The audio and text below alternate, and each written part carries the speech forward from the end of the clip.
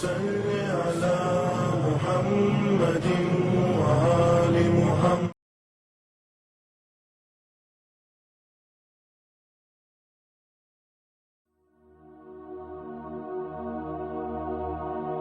بسم الله الرحمن الرحيم. اللهم قربني فيه إلى مرضاتك وجنبني فيه من سخطك ونقماتك ووفقني فيه لقراءة آياتك برحمتك يا أرحم الراحمين.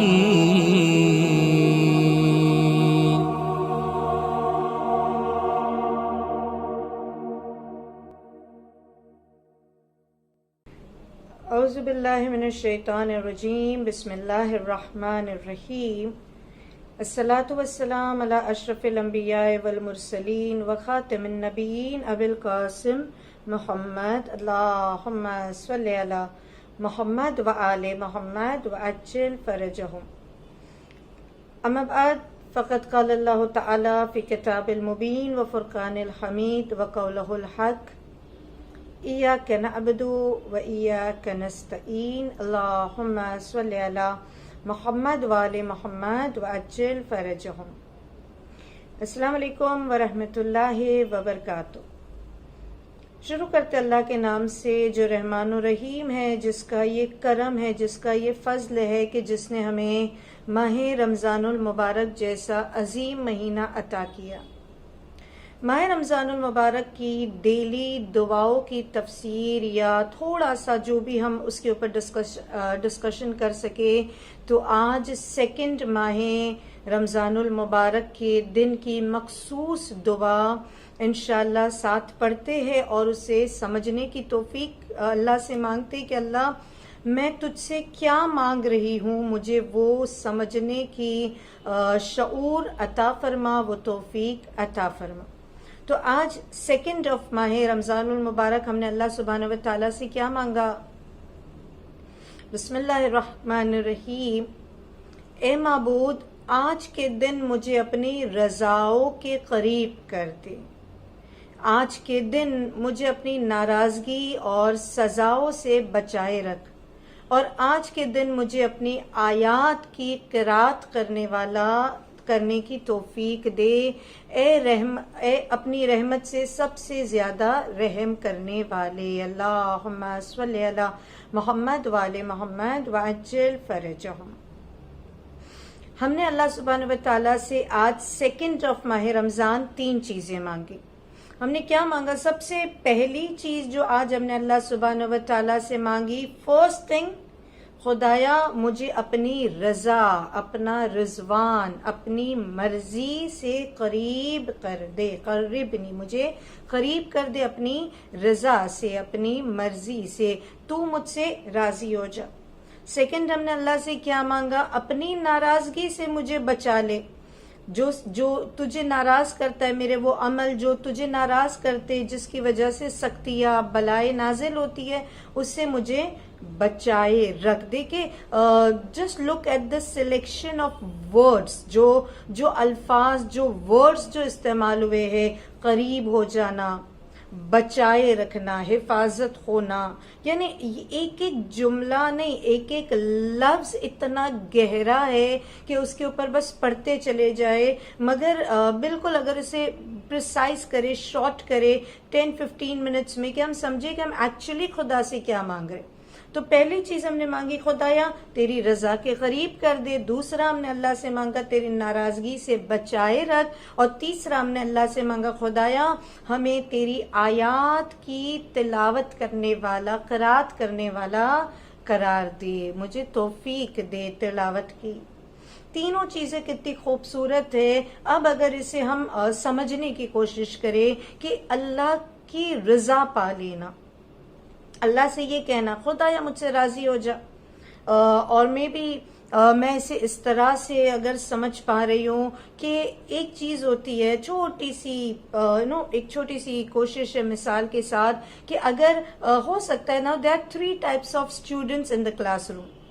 3 طرح کے اسٹوڈنٹس ہوتے. ایک گروپ ایسا ہوتا ہے جو بہت ہی ٹیچر کے گڈ بکس میں رہنے والا ہے. یعنی کچھ اسٹوڈنٹس ایسے ہوتے جو ہمیشہ ان کا اٹینڈنس بھی فل ہے, ان کی پنکچوالٹی بھی ہے, ہمیشہ آن ٹائم کلاس میں آتے, ہوم ورک بھی کر کے آتے. ٹیچر جب بھی کلاس میں کوئی سوال کرتی ہے دے ریز دیئر فنگرز, وہ ہاتھ اٹھاتے, وہ جواب دیتے. وہ آل راؤنڈر ہوتے, اسپورٹس میں بھی پارٹ لیتے, کمپٹیشنز میں بھی پارٹ لیتے, اور ہمیشہ ٹیچر کے گڈ بکس میں رہتے. اب کیونکہ یہ these are hard working ones, یہ لائک ڈیڈیکیٹڈ ہے, سنسیئر ہے, ہارڈ ورکنگ ہے, تو ٹیچر بھی ان کی تعریف کرتی ہے, ٹیچر بھی ان سے راضی ہوتی ہے, خوش ہوتی ہے. ایک یہ گروپ ہے. ایک گروپ اسٹوڈنٹ کا ایسا ہے جو ٹیچر کو ناراض کرتا ہے, جو ہمیشہ ایبسنٹ ہوتے ہیں, یا اسکول آتے بھی ہے تو بڑے دیر سے آتے ہیں, یونیفارم بھی صحیح نہیں پہنا ہے, پراپر ڈسپلن بھی مینٹین نہیں کرتے, پراپر ہائیجین مینٹین نہیں کرتے, ہوم ورک کر کے نہیں آتے. تو ہمیشہ they create trouble for their teachers. ہمیشہ کلاس میں کوئی نہ کوئی ٹربل میکرز ہوتے, پریشان کرنے والے ہوتے, اور ٹیچر ان سے ناراض ہوتی ہے, فرسٹریٹڈ ہوتی ہے کہ یہ بابا بہت پریشان کرتا ہے. ایک اور گروپ ہو سکتا ہے, ایک اور ٹائپ ہو سکتی ہے اسٹوڈنٹ کی, کہ جو شاید کبھی اپنا ہوم ورک ٹائم پہ نہیں کرتا ہے, جو کبھی کمپٹیشن میں پارٹ بھی نہیں لیتا ہے, جو کبھی آگے بڑھ کے ٹیچر کے سوالوں کا جواب بھی نہیں دیتا ہے, جو بہت ہی quite reserved kind of the child ہے. یہ بہت جلدی پارٹیسپیٹ نہیں کرتا, یہ ایکسٹروورٹ نہیں ہے, یہ ہمیشہ بڑھ کے حصے نہیں لیتا. But at the same time teacher کو اس سے کوئی شکایت بھی نہیں ہے, کیونکہ یہ ٹائم پہ آ جاتا ہے, یہ پوچھا جائے تو ہوم ورک دکھا بھی دیتا ہے, یہ اپنا پراپر ٹھیک ٹھاک ڈریسنگ بھی کرتا ہے. تو ٹیچر کی گڈ بکس میں اس کا نام نہ ہو, مگر ٹیچر اس کو غلط بھی نہیں کہے گی, ٹربل میکر بھی نہیں کہے گی. کیوں؟ کیونکہ یہ کوائٹ ہے, ریزروڈ ہے, مگر کم سے کم اتنا کر لیتا ہے کہ جتنا اس سے ایکسپیکٹڈ ہے, جتنا اس سے ریکوائرڈ ہے. یا میں اسے اور سمپل کروں کہ یہ ٹیچر کو ناراض نہیں کرتا, یہ ایسا کوئی کام نہیں کرتا جس سے ٹیچر ناراض ہو جائے. تو یہی چیز اگر ہم اپنی زندگی میں کوشش کریں کہ خدایا میں شاید ان لوگوں میں سے نہیں ہوں کہ جو بہت زیادہ نوافل ادا کرتے, جو بہت زیادہ روزے رکھتے, جو بہت زیادہ ساری راتوں کو جاگ کر عبادت کرتے. اللہ میں شاید اس منزل پہ نہیں ہوں, میں پوری رات نہیں جاگ سکتی ہوں, میں پورے دن میں اس طرح سے تلاوت اور ذکر نہیں کر سکتی ہوں, میں ذاکرین میں سے نہیں ہوں, میں شاکرین میں سے نہیں ہوں.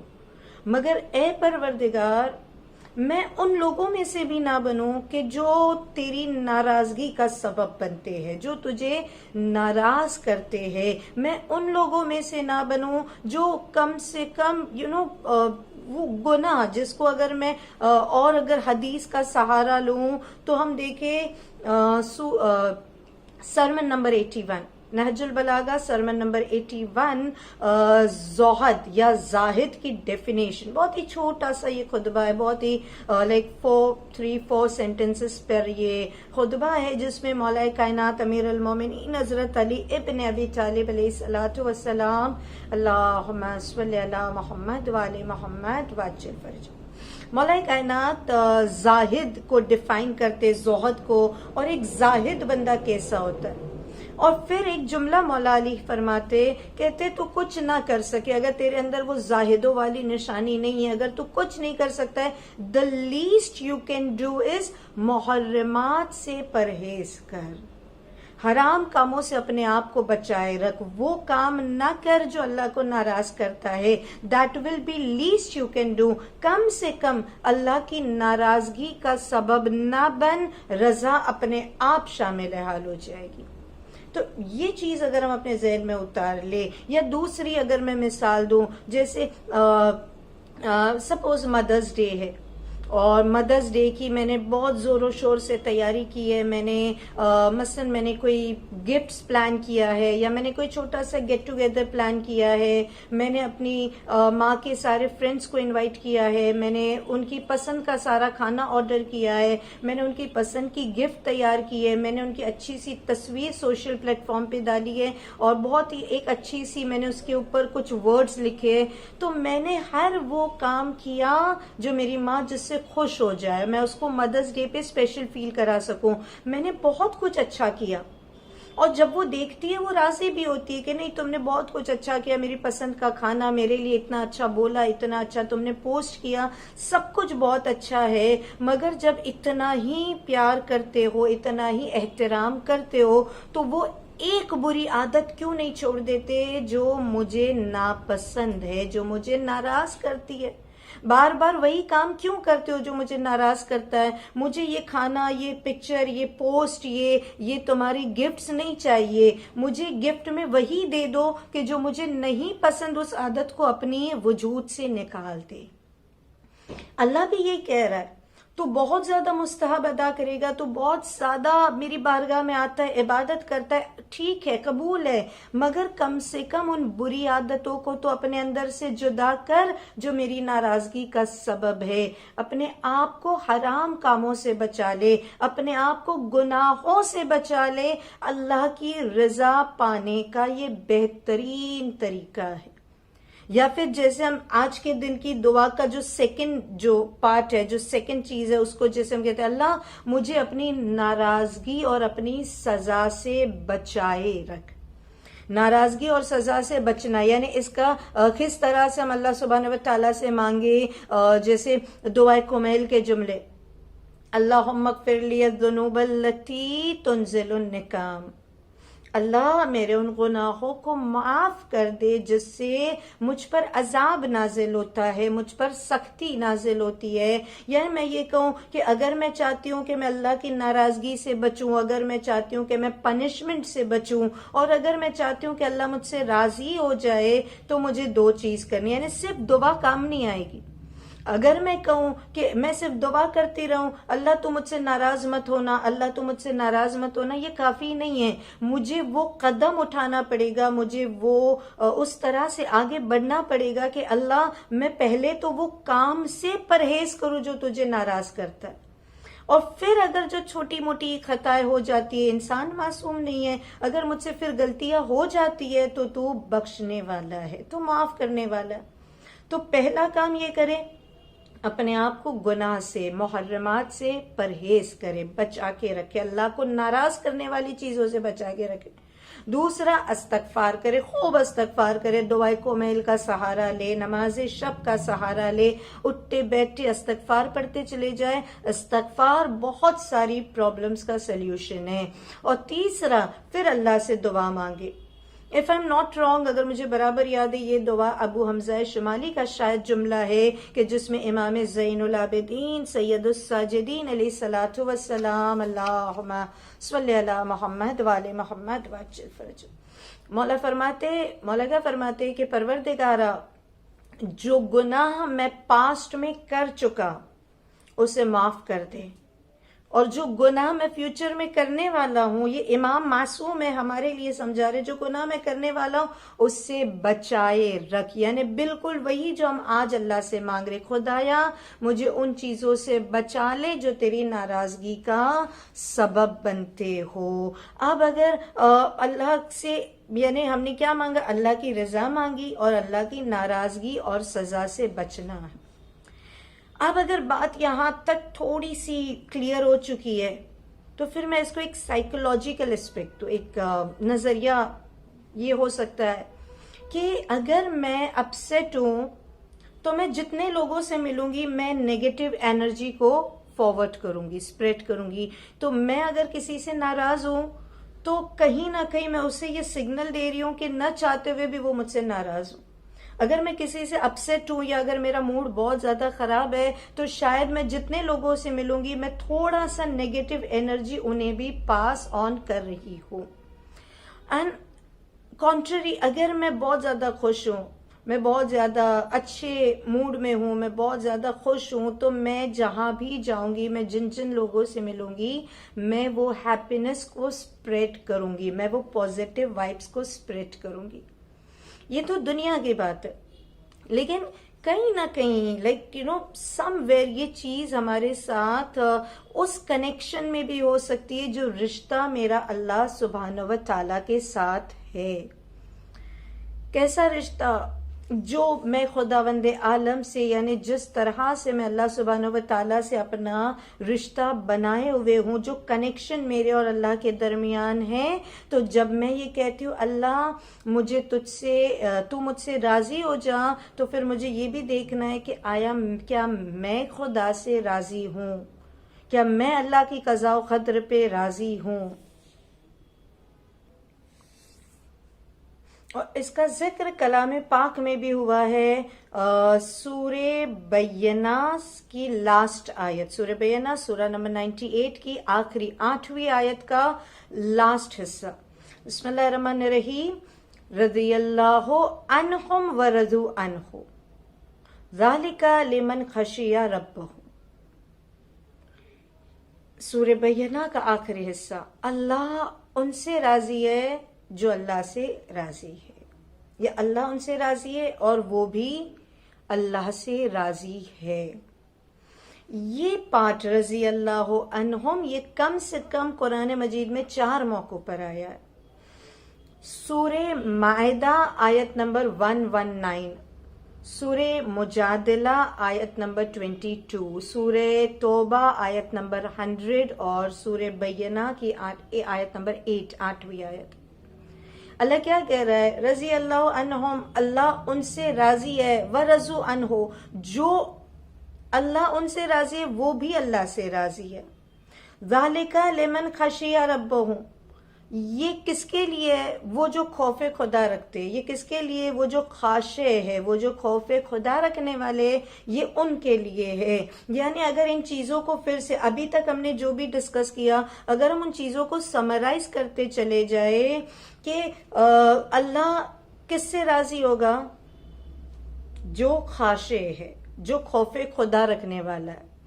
اب اگر میرے اندر خوف خدا ہے تو پھر میں کیا کروں گی؟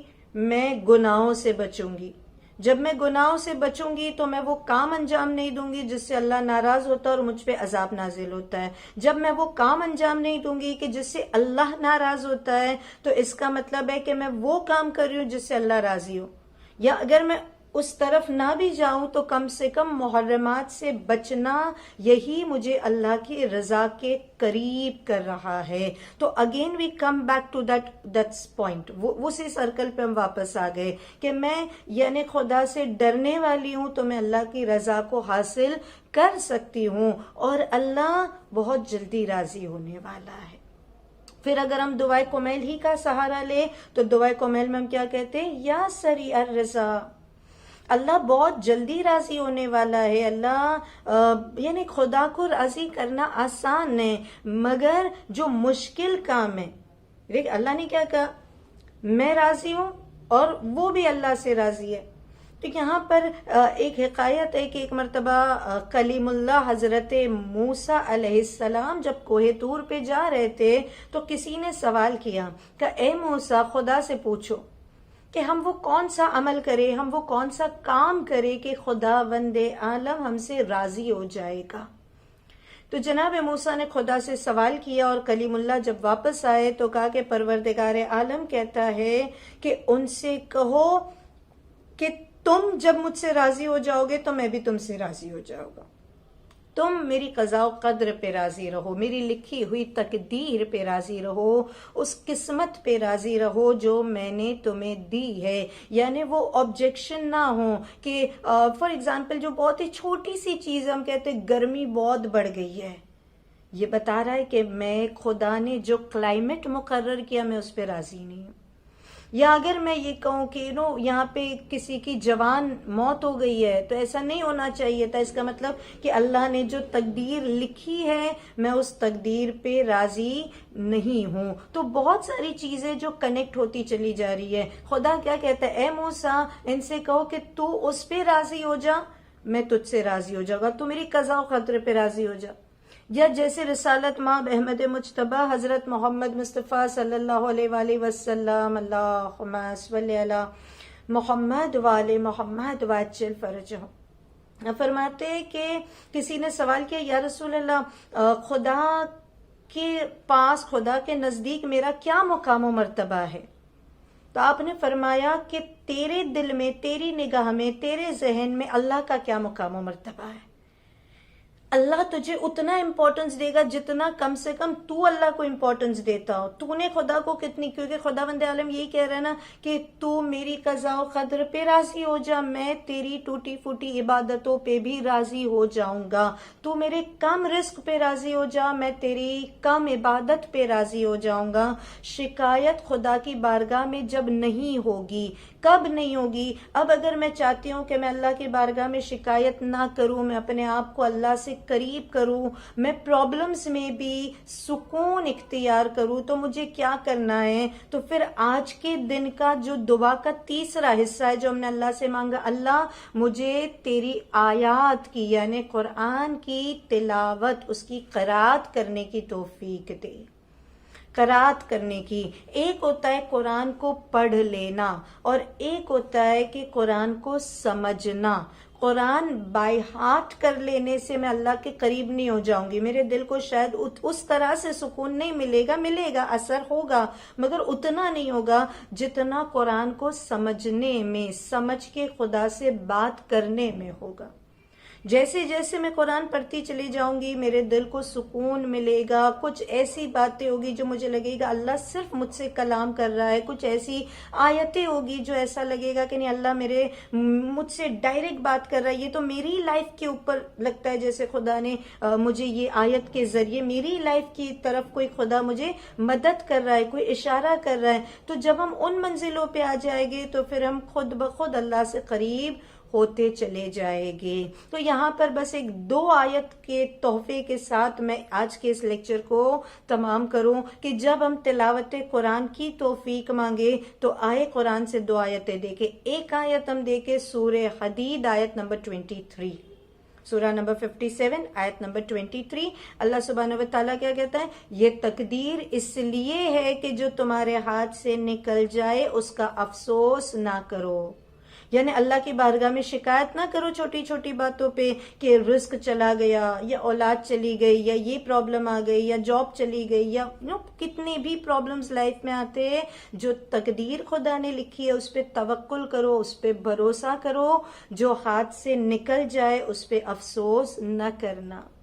اور پھر جب اللہ پہ توکل آ جائے اور پھر بھی اگر تمہیں لگتا ہے کہ نہیں مجھے خدا سے اور قریب ہونا ہے تو سورہ رات کی آیت نمبر 28 کی تلاوت کرے، الا بے ذکر اللہ تطمئن القلوب، پروردگارا میں تلاوت قرآن کروں، میں تیرا ذکر کروں، میں تیری عبادت کروں کہ تیرا ذکر و تلاوت ہی میرے دل کو سکون عطا کرتا ہے۔ اور اسی کے ساتھ جب ہم نے اللہ سبحانہ و تعالیٰ سے آج کی تینوں چیزیں مانگ لی، آج کی دعا کی تینوں چیزیں مانگ لی کہ راضی بھی ہو جائے، ناراضگی سے بھی بچا لے اور قرات کی توفیق بھی دے، تو پھر اس طرح سے دعا کو ختم کرے، بے رحمتک یا ارحم الراحمین، اللہم صلی علی محمد وآل محمد وعجل فرجہم۔